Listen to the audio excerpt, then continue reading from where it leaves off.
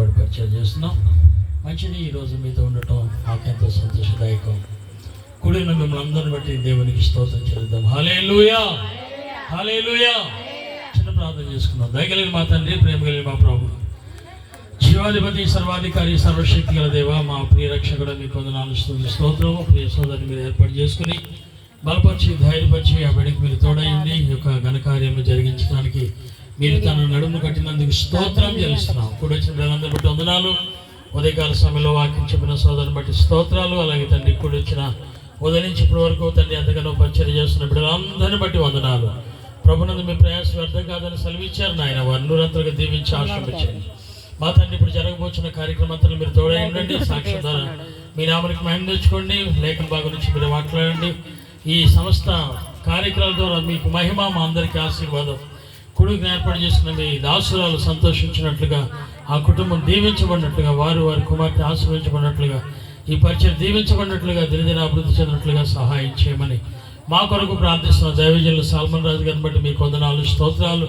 వారిని బట్టి, వారి కుటుంబాన్ని బట్టి, వారు చేస్తున్న పరిచర్ని బట్టి, వారు చేస్తున్న సమస్త మీ కార్యమన్నింటిని బట్టి మీకు వందనాలు చెల్లిస్తూ ఈ స్థలంలో మనం బలపరిచి మీ మహిమ కొరకు వాడుకోనమని ప్రియరక్షకుడైన యేసుక్రీస్తు ప్రభు పేరిట ప్రార్థించి స్తుతించి బ్రతిమాలు వేడుకుంటున్నాం తండ్రి. ఆమేన్. అందరూ చెప్దామా? ఆమేన్. కొంతసేపు ఇక్కడే మైండ్ ఉంచండి. త్వరగా మనం కూటను ముగించుకుందాం. త్వరగా రాగలిగిన వాళ్ళు త్వరగా వస్తే మంచిది. పిల్లరా వచ్చిన మంచి పాట పాడుకుందాం. రెండోసారి మీరు పాడడానికి ప్రయత్నం చేయండి. కృపగల దేవ కలువరి రాజా మీకే స్తోత్రము, నిన్నే నమ్మిన భక్తులకెలలో నిత్యానందము. కృపగల దేవ కలువరి రాజా మీకే స్తోత్రము, నిన్నే నమ్మిన భక్తులకెలలో నిత్యానందము. మా కొరకై దిగి వచ్చి నీ ప్రాణమునిచ్చావు, మా పాపములను మోసి మాకు విడుదలనిచ్చావు. మా కొరకై దిగి వచ్చి నీ ప్రాణమునిచ్చావు, మా పాపములను మోసి మాకు విడుదలనిచ్చావు.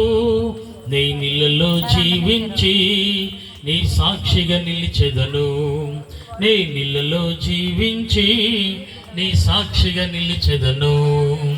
కృపగల దేవ కలువరి రాజా మీకే స్తోత్రము, నిన్నే నమ్మిన భక్తులకెలలో నిత్యానందము.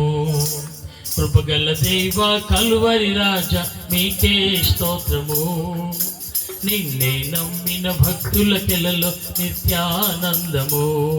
మా రోగము భరించి మాకు స్వస్థతనిచ్చితివి, మా అవమానము పొంది మాకు ఘనతను ఇచ్చితివి. మా రోగము భరించి మాకు స్వస్థతనిచ్చితివి, మా అవమానము పొంది మాకు ఘనతను ఇచ్చితివి. నీ నీళ్ళలో జీవించి నీ సాక్షిగా నిలిచెదను, నీ నీళ్ళలో జీవించి నీ సాక్షిగా నిలిచెదను.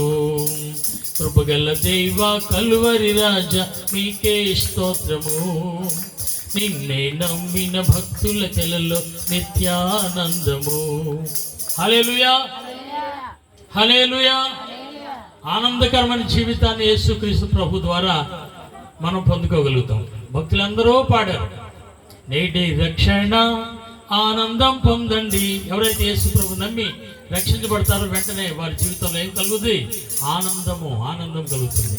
ఈ సంతోషము నీకు కావలెనా, ఈ సంతోషము నీకు కావలెనా, ఈ సంతోషము నీకు కావలెనా.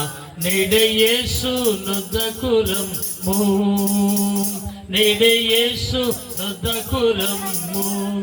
హల్లెలూయా, హల్లెలూయా. రాజబాబాయ్ గారు కూడా పాట పాడాడు. ఏమని?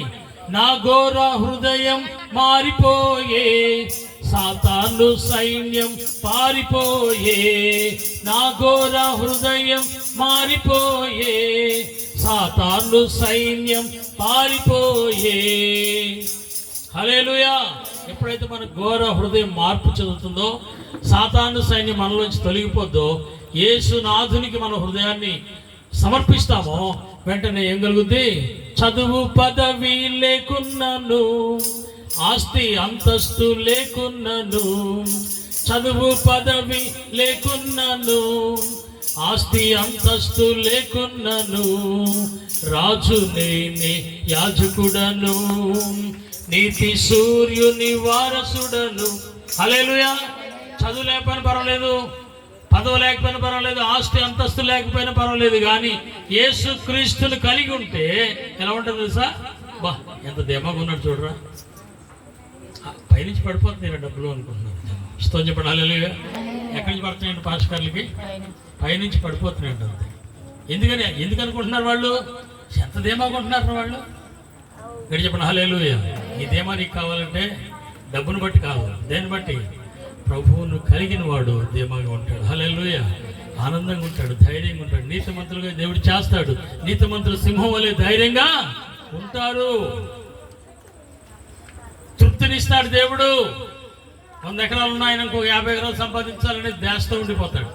కానీ క్రీస్తులో ఉన్న వారు చూడండి, చిన్న గుడిసెలో ఉన్న ప్రార్థనాపరులైన దేవుని బిడ్డలను చూడండి, వారి ముఖాలు ప్రకాశిస్తుంటే వారు ఆనందంగా ఉంటారు. కావాలంటే గమనించుకోండి పిల్లలు. యేసు ప్రభుని కలిగిన జీవితం మాధుర్యమైనది. యేసు ప్రభుని కలిగిన జన్మ ధన్యమైంది. కనుక చూడండి, ఈరోజు చదివిన వాక్య భాగాన్ని మరోసారి చదువుదామా? 145వ కీర్తన చదవండి. యెహోవా పడిపోవారందరినీ ఉద్ధరించేవాడు, కృంగిపోయిన వారందరినీ లేవనెత్తువాడు. ఏనమ్మా? దేవునికి స్తోత్రం. హల్లెలూయా. యెహోవా పడిపోవున వారందరినీ చెప్పండి ఉద్ధరిస్తాడు, కృంగిపోయిన వారిని. ఏ స్థితిలో ఎవరైనా సరే కృంగిపోతే వాళ్ళని చెప్పండి, ఏ స్థితికి రావయ్యా అని చెప్పండి. ఆరోగ్యం ఉండి అన్నీ ఉన్నవాడు ఎవరు దేవుని మాటలు వినరు. నేను కూడా వినేవాడిని కాదు, నా సాక్షి వాడు చెప్తా. నేను యేసు ప్రభు నమ్ముకున్నాడు, అమెరికా దేవుడు అనుకున్నాడు. నేను కూడా వాళ్ళు ఏదో పిలిచేస్తున్నారు, మా దేశాన్ని మార్చేస్తాను అనుకుని. ఎవడు మార్చేస్తాడండి? ఇక్కడ చెప్పండి హల్లెలూయా. ఎవరు మార్చలేరు. దేవుడు కూడా మతం మార్చమని చెప్పలేదు. ఏమన్నా మనసు మార్చుకోండి అన్నాడు. నా కుమారుడు నీ హృదయం నాకు ఇవ్వు. హృదయం మంచిదా? కాదంట. హృదయం అన్నిటికంటే మోసకరమైనది, అది ఘోరమైన వ్యాధి కలది. దాన్ని బాగు చేసి నీకు ఇస్తాడు. అప్పుడు నువ్వు ఆనందం కలిగి జీవిస్తావు. నూతన మనసు నీకు అనుగ్రహించబడుతుంది, నూతన స్వభావం అనుగ్రహించబడుతుంది. ఈ లోకంలో పరలోకపు ఆశీర్వాదాలు పొందుకుంటావు. లోకానుసారుల కంటే భిన్నమైన జీవితాన్ని, ఆశ్చర్యకరమైన జీవితాన్ని నీవు సొంతం చేసుకుంటావు. యేసు ప్రభుని కలిగి ఉంటావు. నీ హృదయం నాకు ఇమ్మని అడిగాడు, కానీ మతం మార్చుకోమని చెప్పలే. మతంలో ఏమి లేదు, ఏ మతంలో ఏమి లేదు. హిందూ మతం, సిక్కు మతం, క్రైస్తవ మతం, బౌద్ధ మతాలు ఎన్నో ఉన్నాయి. ఏ మతంలో ఏమి లేదు, క్రీస్తులో ఉంది. ఎందుకనగా క్రీస్తు మన కొరకు ప్రాణం పెట్టాడు. ఆయన పరిశుద్ధుడు, పాపము లేనివాడు. ఆయన అంటాడు, నాలో పాపంలో మీరెవడైనా స్థాపించగలరా అని తన దినచర్య డైరీ మనం ముందుకు విసురుతున్నాడు. మీరు ఎవరైనా చదువుకుంటారు, మా దగ్గర నూతన చిన్న బైబిల్ ఉన్నాయి, మేము ఉచితంగా మేము పంపిస్తాం. చదవండి. యేసు ప్రభులో ఏమైనా పాపం ఉందేమో? ఆయనలో పాపం లేదు కనుక మనం ఈ ఘోర పాపాలు క్షమించగలిగిన అధికారం ఆయనకుంది. మన పాప భారం అంతా తీసివేసి రక్షణ ఆనందంతో నింపుతాడు. యేసు ప్రభు ఎలాంటి కృంగిన వారిని లేవనెత్తువాడు. హల్లెలూయా, హల్లెలూయా, హల్లెలూయా. ఉద్ధరించేవాడు ఆయన. దేవుడు ఆశ్చర్య కార్యాలు చేయగలడు. యోహాను అది చూడండి, ఇక్కడ చూసినట్లయితే ఆ రోమపత్రిక 9వ అధ్యాయము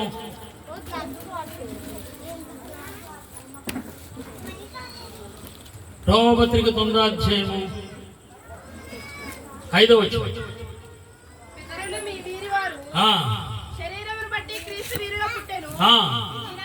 ఈయన సర్వాధికారి అయిన దేవుడై ఉండి నిరంతరము స్తోత్రాలకు అర్హుడై ఉన్నాడు. ఈ నేను ప్రకటిస్తున్న యేసుక్రీస్తు ఎవరంట? సర్వాధికారి అంట. ఏమైనా చేయగలడంట ఆయన.